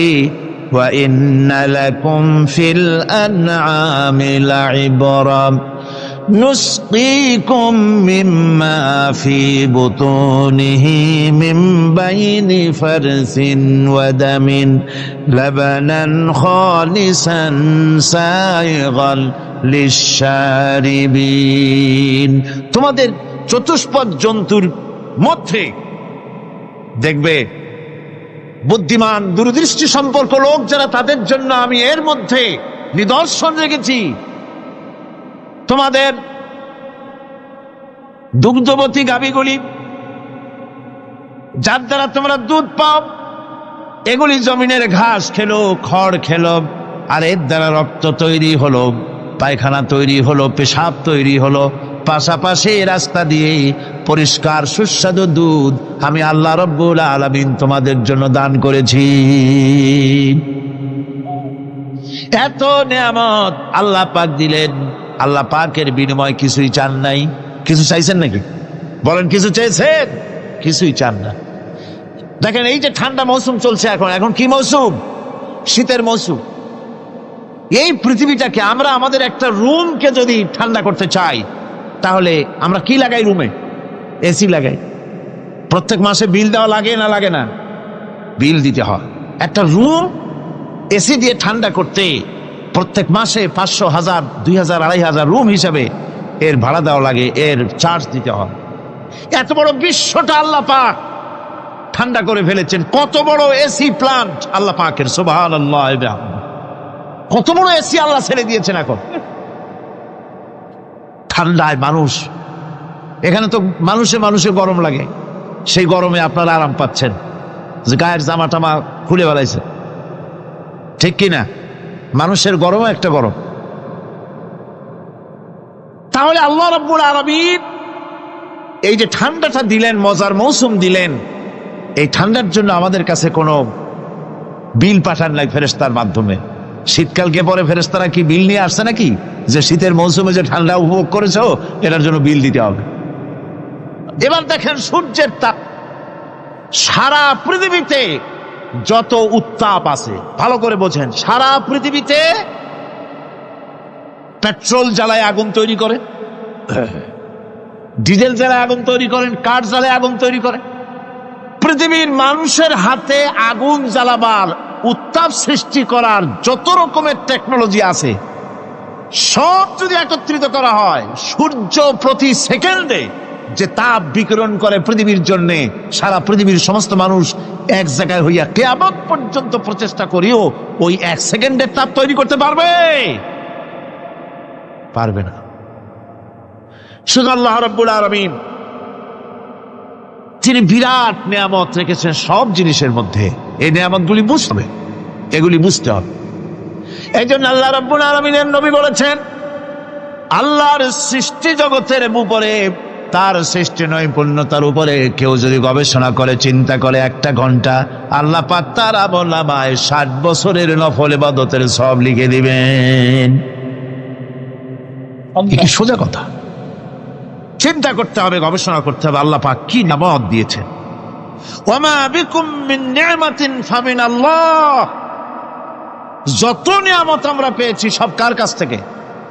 জোরে সোরে চিল্লা এখন, কার কাছ থেকে? সমস্ত নিয়ামত এসেছে আল্লাহ পাকের কাছ থেকে। আল্লাহ রাব্বুল আলামিন বলেন তিনি হচ্ছেন রহমান। ওয়াল্লাহু জাআলা লাকুম মিন বুয়ুতিকুম সাকানান ওয়া জাআলা লাকুম মিন জুলুদিল আনআমি বুয়ুতা। আল্লাহ পাক বলছেন তোমাদের জন্য, তোমাদের ঘর সমূহকে আল্লাহ পাক স্থিতি লাভের, স্বস্তি শান্তি লাভ করার জন্য আল্লাহ পাক একটা স্থান করে দিয়েছেন, জায়গা করে দিয়েছেন। আমরা যে ঘর বানাই, এই ঘর বানাবার পেছনে আল্লাহ পাকের কত বড় নিয়ামত। ঘর একটা বানাতে হলে খুঁটি লাগবে। খুঁটি কোত্থেকে আসছে বলেন? কোত্থেকে? গাছের থেকে খুঁটি পেয়েছেন। কিসের থেকে পেয়েছেন? গাছটা। শুধু খুঁটিতে ঘর হবে না, এরপরে খুঁটি হয়ে গেল, চাল লাগবে। চাল দেবেন কি দিয়ে? খড় দিয়া দেন, টিন দিয়া দেন, টালি দিয়া দেন, যা দিয়া দিবেন সেটা হচ্ছে কার, জোরে কম। শুধু খুঁটি আর চাল হলে হবে না, বেড়া লাগবে, দরজা লাগবে, জানালা লাগবে, যা কিছু দরকার। আল্লাহ বলেন তোমার এই শান্তির ঘরটার পেছনে আমার নিয়ামত, আমার রহমত কাজ করেছে। আবার শীত প্রধান দেশে, যেখানে বিল্ডিং এও কাজ হবে না, যেখানে ঘর বানাতে হলে কাঠখড়ির ঘর দিয়েও কাজ হবে না, এত প্রচন্ড শীত, সেইখানে আল্লাহ পাক পশুর চামড়া দিয়ে ঘর বানাবার জন্য মানুষের মাথায় আল্লাহ পাক বুদ্ধি দান করে দিয়েছেন।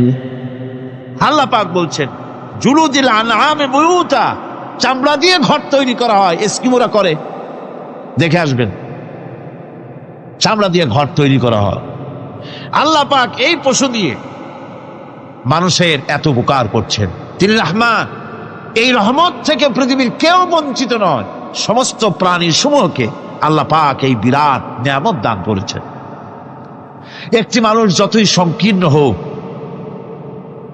অসভ্য জীবনযাপন করুক, ইলিটারেট হোক, মূর্খ হোক, লেখাপড়া কিচ্ছু জানে না, একটা পর্ণ কুটিরের ভিতর এক কৃষক বাস করে, সেও যদি চিন্তা করে তাহলে অন্তত এতটুকু উপলব্ধি তার আসবে যে সে অসুখ হলে পরে তার আশেপাশে লতা গুল্ম, গাছের শিকড় বেটে খেলে পরে তার অসুখ ভালো হয়ে যায়। ঠিক কিনা? এখন তো অসুখ ভালো হওয়ার জন্য কোনো অসুবিধা নাই, কোনো সমস্যা নয়। পত্রিকার ভিতরে অ্যাডভার্টাইজ আসতেছে, স্ট্যাম্পের উপরে লিখে দেব আখিরি লেখা, বিশ্বব্যাপী চ্যালেঞ্জ। মেয়ে লোকও চ্যালেঞ্জ দিতেছে, পুরুষও দিতেছে, পাগলও দিচ্ছে, ছাগলও দিচ্ছে, সবাই মিলে চ্যালেঞ্জ করছে। পত্রিকাগুলি পয়সার লোভে আবার এগুলি ছাপতেছে। সব রকমের রোগ, অসুখ, সব রকমের ওষুধ তারা দিতে পারবে। তেইশ যদি হয় তো খামাখা আমাদের মেডিকেল কলেজ রাইখা লাভ কি? বিজ্ঞাপন দিয়া যদি ওষুধ বিক্রি করা হয়, কেমন গভর্নমেন্ট আমি বুঝি না। এই পাগল ছাগলের বিজ্ঞাপনগুলি ছাপা হয় পত্রিকায়, লোকেরা বিভ্রান্ত হয়, লোকেরা বোঝে না। তাদের কাছে গেলেই মুখ দেখেই বলে দেবো এরকম আসতেছে, পাগলের মতো চেহারা, মুখ দেখেই বলে দেবে শেষ দর্শন। আর দর্শন জিন্দিগিতে করা লাগবে না। ছোট্ট ছোট্ট পোলাপানো এরকম এক এক জায়গায় হইতেছে। খুলনা জেলার দাকপ এলাকায় একবার শোনা গেল সেখানে ছাগলে পানি পড়ে দেয়,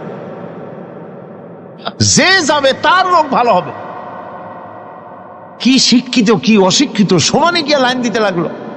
ছাগলের বাড়ি, ছাগলের কাছে পানি ধরে। এখন ছাগলের কাছে কিছু ধরলেই তো সে শোকে, শুকতে গেলেই মনে করে যে পড়িয়ে দিছে, দম করে দিছে,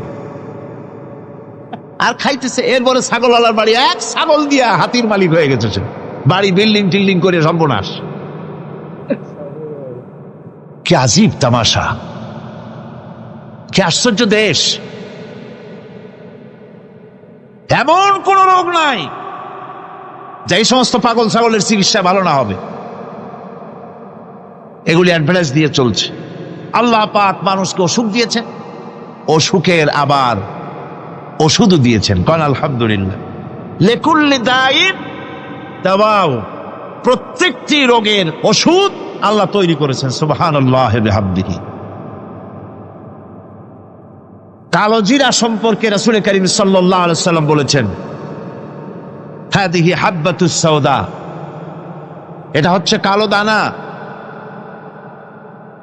দাওয়াউন লিকুল্লি দাইন ইল্লা সাম, মৃত্যু ছাড়া সকল রোগের ওষুধ কালো জিরার মধ্যে আছে। আবার মধু সম্পর্কে আল্লাহ পাক বলেছেন এটি হচ্ছে গোটা পৃথিবীর সমস্ত মানুষের জন্য রোগের প্রতিষেধক। তা একজন নিরক্ষর মানুষও যিনি লেখাপড়া কিছুই জানে না সে লোকটাও টের পায় অসুখ বিসুখ হলে সে আশেপাশে লতা গুল্ম বেটে তার থেকে তার রোগ নিরাময় করতে পারে। রৌদ্রের দাবানল থেকে বাঁচার জন্য সে গাছের আশ্রয় নিতে পারে। তরুণ গাছ থেকে ফার্নিচার তৈরি করতে পারে। আবার এই গাছ থেকে সুস্বাদু ফল পেতে পারে। আর এই গাছ যখন বুড়ো হয়ে যায় তখন তার দিয়ে সে ফার্নিচার তৈরি করতে পারে। অসংখ্য নিয়ামত তার চতুর্পাশে ছড়ানো থাকে। একটা নিরক্ষর মূর্খ ব্যক্তিও যদি চিন্তা করে তাহলে আল্লাহর রহমত সম্পর্কে জানতে তার মোটেই কষ্ট হওয়ার কথা নয়। মূল কথা হলো চিন্তা করা, গবেষণা করা। আল্লাহ পাক এই জন্য বারবার বলেছেন লা আয়াতিন লিকাউমিন ইয়াতাফাক্কারুন, লা আয়াতিন লিউলিল আলবাব। যারা নাকি চিন্তাশীল, গবেষক, মাথায় গিলুটিলু যাদের আছে, ওরা এগুলি খুব ভালো করে বুঝবে। আল্লাহ রাব্বুল আলামিন এই পৃথিবীকে তার রহমত দিয়ে ছেয়ে রেখেছেন, অসংখ্য রহমত দিয়ে রেখেছেন। আর তার রহমত সৌন্দর্য বিবর্জিত নয়, তার রহমত দিয়েই সব সুন্দর হয়ে সাজিয়ে গুছিয়ে আল্লাহ পাক তৈরি করেছেন। আকাশটাকে সাজিয়েছেন।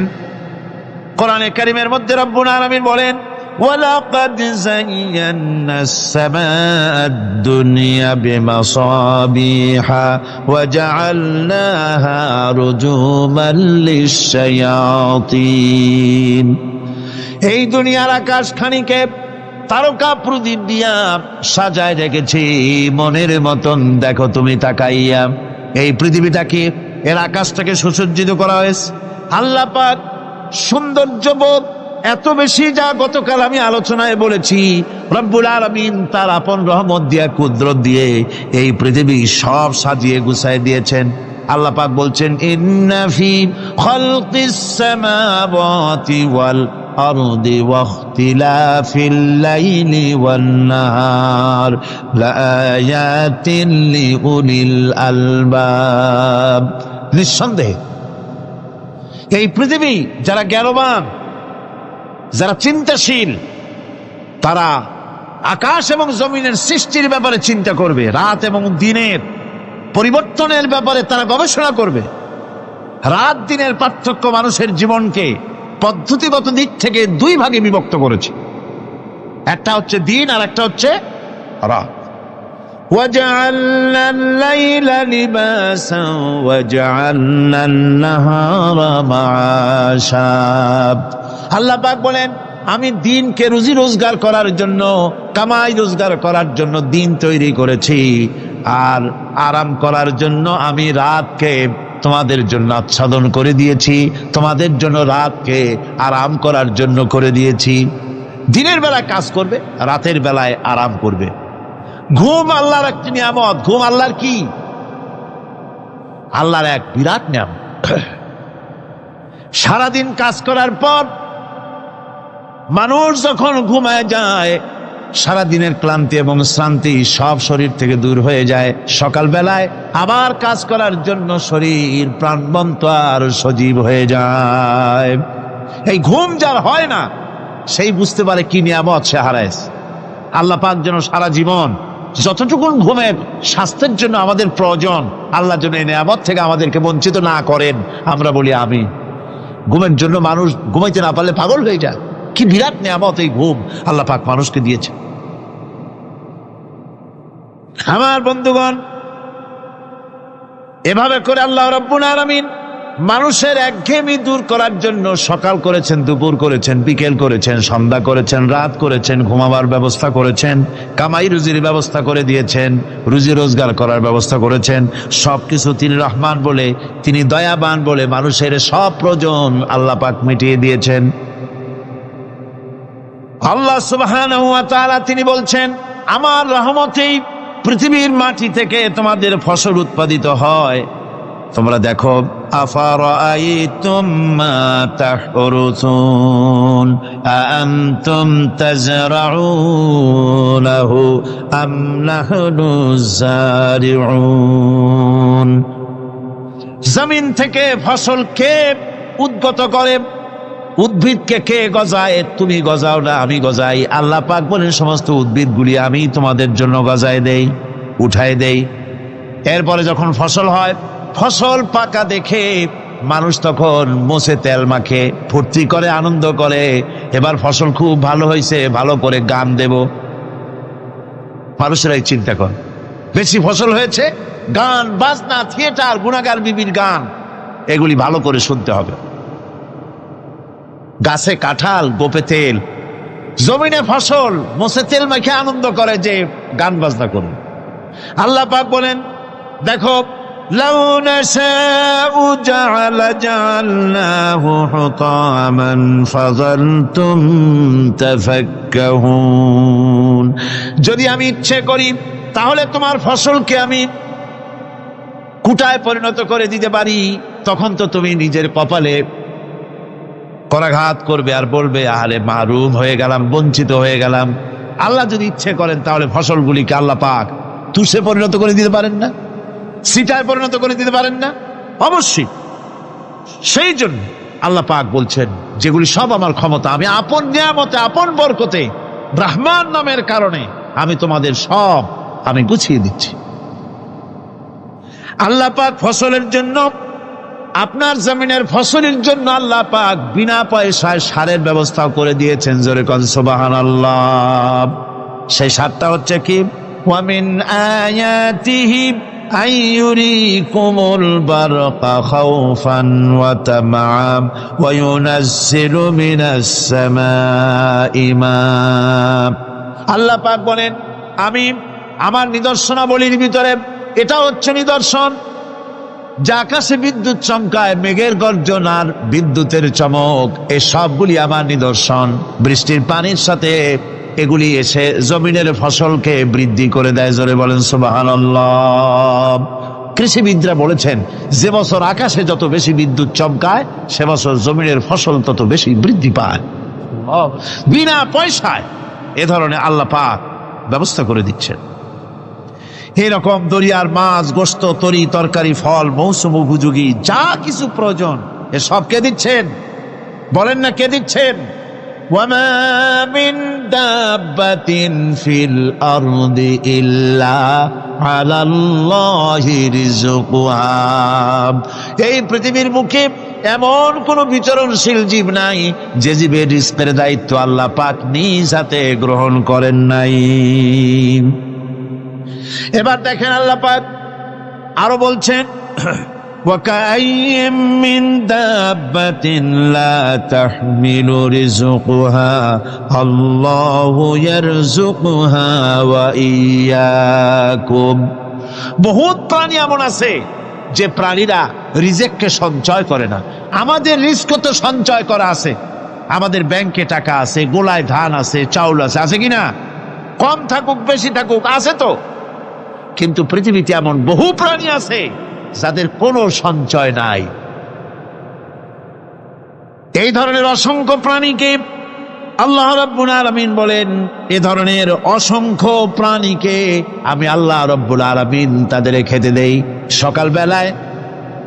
সকালবেলায় খালি পেট নিয়ে সমস্ত প্রাণীগুলি ঘর থেকে বেরিয়ে যায়, পানি থেকে, গর্ত থেকে, জঙ্গল থেকে সব বেরিয়ে গেল ক্ষুধার্ত পেটে।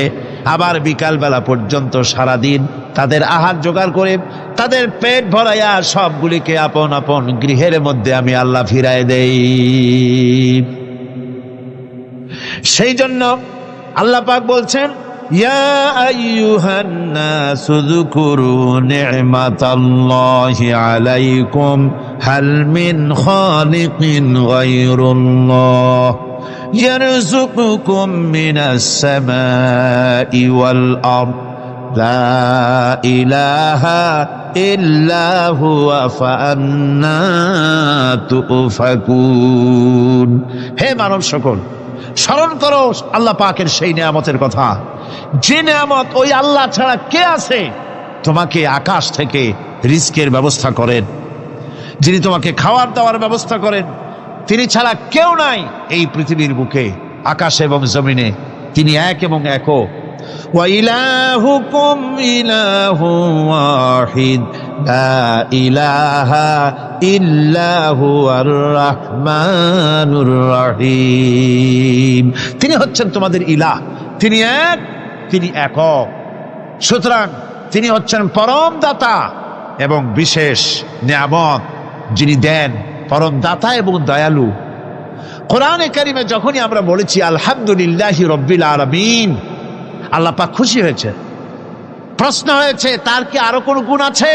জবাবে বলেছি আর রহমানির রহিম, তিনি পরম দাতা, তিনি দয়ালু। সুবহানাল্লাহ বিহামদিহি, তিনি রহিম। পরকালে কিয়ামতের ভয়াবহ দিনে বান্দার জন্য তিনি রহিম হবেন। দুনিয়ায় পারিত উন্মুক্ত হস্তে সকলকে দিচ্ছেন, আর কিয়ামতের দিন আল্লাহ পাক রহিম হবেন তার বান্দাদের জন্য। কোরআন বলছে তিনি হচ্ছেন রহমত, মানুষের জন্য তিনি রহমত দেন। তার দয়া অফুরন্ত, এত দয়া যে তিনি যদি প্রত্যেক কথায় কথায় আমাদেরকে শাস্তি দিতেন তাহলে আমাদের বাঁচার কোনো পথ ছিল না, ঠিক কিনা কর? কোরআনে কারীমে আল্লাহ পাক বলেছেন ওয়ামা আসাবাকুম মিন মুসিবাতিন ফাবিমা কাসাবাত আইদিকুম ওয়া ইয়াফু আন কাসীর। তোমাদের উপরে যত বিপদ আসে সমস্ত বিপদগুলি তোমাদের হাতের কামাই করা, নিজেদের রোজগার করা, তোমাদের নিজের হাতের কামাই করা। ওই হাতের কামাই করার কারণে সেগুলির জন্য যে আযাব হওয়া উচিত ছিল আমি অনেকগুলি ক্ষমা করে দেই,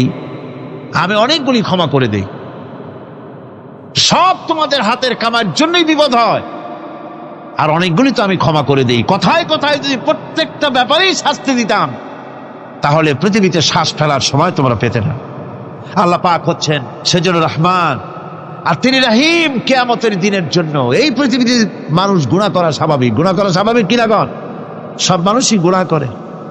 এই গুনাহগার যত বড় গুনাহগার হোক না কেন, গুনাহগার যখন তওবা করে, তওবার অনুভূতি যখন আসে এবং সে যখন অনুশোচনা করে, তখন তার অপরিসীম দয়া সেই অনুশোচনাকে কবুল করে নেয়। অনুশোচনার এক বিন্দু অশ্রু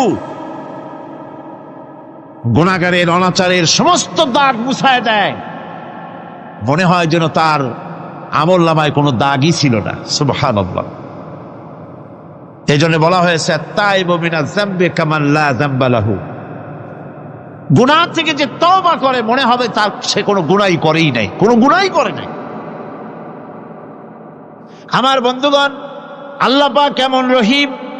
এই পৃথিবীতে মানুষ যত অপরাধ করে সেই অপরাধ বাপের সাথে করুক, মায়ের সাথে করুক, ওস্তাদের সাথে করুক, পীরের সাথে করুক, অপরাধ করলে পরে কেউ বলে না যে কাছে আয় ক্ষমা করে দেই। কেউ বলে নাকি? কেউ বলে না। আল্লাহ পাক কেমন রহমান, এমন রহিম! বান্দা যখন গুনাহ করে আল্লাহ পাক গুনাহগারদেরকে ডাকেন, চুরি করেছিস, গুনাহ করেছিস, মদ খেয়েছিস, জিনা করেছিস, জুয়া খেলেছিস, হত্যা করেছিস, কুফরি করেছিস, শিরক করেছিস, যত রকমের পাপ করিস না কেন, ফিরে আয়, চোখের পানি ফেল, আমি আল্লাহ রব্বুল আলামিন মাফ করে দেব।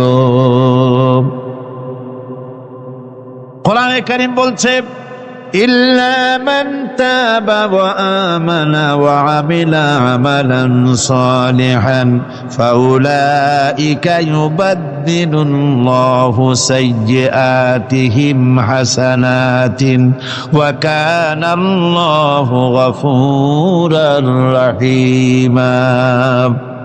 কিন্তু যে ব্যক্তি তওবা করেছে এবং ঈমান এনে পরবর্তীকালে ভালো কাজ করেছে, তাদের মন্দ কাজগুলি আল্লাহ পাক ভালো কাজ দিয়ে বদলায় দিবেন। এত বড় একটা কথা শুনে সুবহানাল্লাহ মুখ থেকে বেরোলো না। গুনাহগার যত গুনাহ করেছে সে যদি তওবা করে, ওই সব গুনাহ যদি না করে, তার সাইয়্যাতগুলি আল্লাহ পাক হাসানাত দিয়ে বদলায় দিবেন। মানুষেরা চুরি করে, ডাকাতি করে, জিনা ব্যভিচার করে, যা কিছুই করে থানায় ধরা পড়ে। থানায় ধরা পড়লে তারপরে তার বিরুদ্ধে চার্জশিট হলো, এরপরে তার জেল হলো, ছাড়া পেল, আবার অন্যায় করলো, আবার ধরা পড়লো, যতবার জেল হলো ততবার ছাড়া পেল, কিন্তু থানায় দাগী আসামিদের খাতায়, চোরের খাতায়, ডাকাতের খাতায় নামটা তার মোছা হয় না, থানায় নামটা থেকেই যায়। কিন্তু আল্লাহ রাব্বুল আলামিন এমন এক বিচারক, এমন রহমান, এমন রহিম। মানুষ যদি গুনাহ করে, যত বড় গুনাহ করুক, এই গুনার পরে সে যদি অনুশোচনা করে, তওবা পড়ে, গুনাহ থেকে যদি ফিরে থাকে, আর যদি সেই গুনাহ না করে, আল্লাহ পাক বলেন শুধু মাফ করি না, গুনার খাতায় যে নামটা ছিল, নামটাও আমি আল্লাহ মুছে ফেলে দেই। এই হচ্ছে রহমান, এই হচ্ছে রহিম, এই হচ্ছে তার অফুরন্ত দয়া, যে দয়ার কোনো শেষ নাই। কোরআনে কারীম বলছে, قل يا عبادي الذين أسرفوا على أنفسهم لا تقنطوا من رحمة الله। হে আমার ওই সব বান্দাগণ যারা নাকি পাপাচার করে অশ্লীলতার মধ্যে নিমজ্জিত হয়ে নিজেদের জীবনকে নষ্ট করেছে,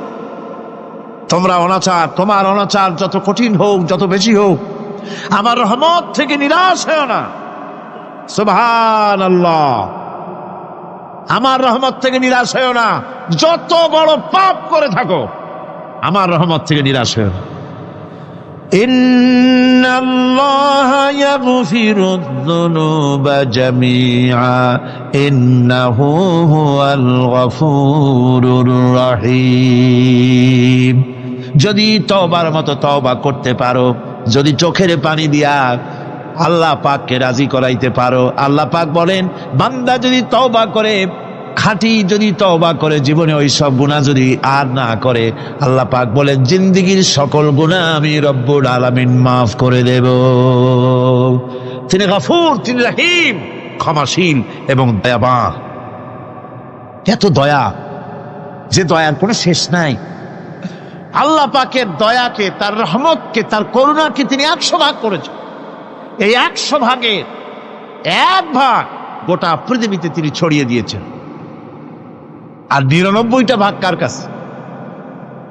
এবার চিন্তা করুন, 100 ভাগের 1 ভাগ দুনিয়ায় ছড়িয়ে দেওয়ার পর, তার থেকে আমরা যতটুকু ভাগে পেয়েছি, এর মহব্বত, স্ত্রীর প্রতি মহব্বত, মেয়ের প্রতি মহব্বত, ছেলের প্রতি মহব্বত, মায়ের প্রতি মহব্বত, পিতার প্রতি মহব্বত, বন্ধুর জন্য মহব্বতে আমরা জানও দিয়ে দিতে পারি, এমন আমাদের ভালোবাসা, এমন আমাদের মহব্বত, কথা ঠিক কিনা? 1টা ভাগ সারা পৃথিবীতে ছড়িয়ে দেওয়ার পর যেটুকুনো পেলাম, সেই ভালোবাসার তীব্রতা যদি এত বেশি হয়, আকর্ষণ যদি এত বেশি হয়, তাহলে এই 99টা মহব্বত, দয়া, রাহমানিয়াতের, দয়ার, রাহিমিয়াতের যে গুণগুলি আল্লাহ পাক নিজের কাছে রেখেছেন, সেই মাবুদের দয়া তার বান্দার প্রতি কত বেশি! কি বিরাট মহব্বত!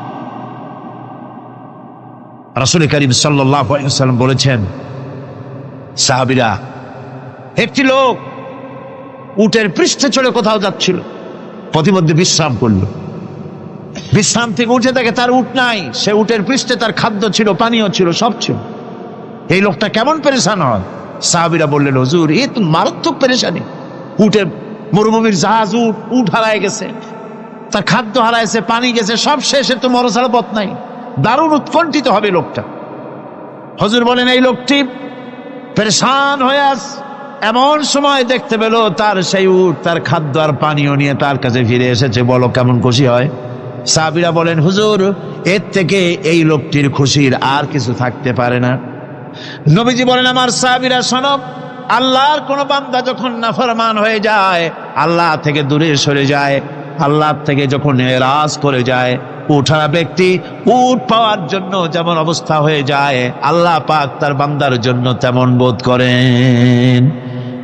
উঠারা ব্যক্তি উট পেলে পরে যেমন আনন্দিত হয়ে যায়, কোন নাফরমান বান্দা যদি সেজদায় পড়ে কান্দে আর বলে, আল্লাহ গুনাহ করেছি, আমারে মাফ করে দাও, উঠারা ব্যক্তি উট পায়া যত খুশি হয়, এর থেকে লক্ষ কোটি কেন বেশি আল্লাহ রাব্বুল আলামিন আর বান্দার প্রতি খুশি হয়ে যান।